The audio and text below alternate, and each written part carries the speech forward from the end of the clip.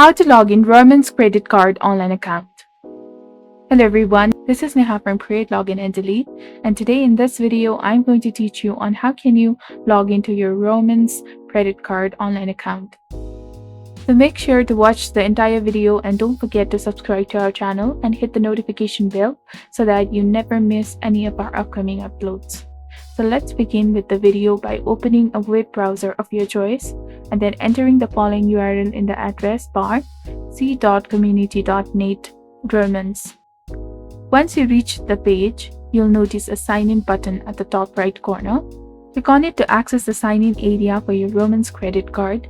Enter your username in the designated text box and simply proceed to the password field to input your password. If you wish the system to remember your credentials, then simply tap on Remember Me option over here.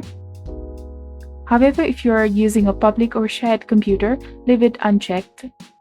And in case you forgot your credentials, click on the Forgot Username and Password to reset your password. And after entering all of your credentials correctly, click on the Sign In button to successfully log in and access to your Roamans credit card online account. I hope this video has been beneficial to you. If it has, please give us a thumbs up and stay tuned for more videos like this. Thank you for watching.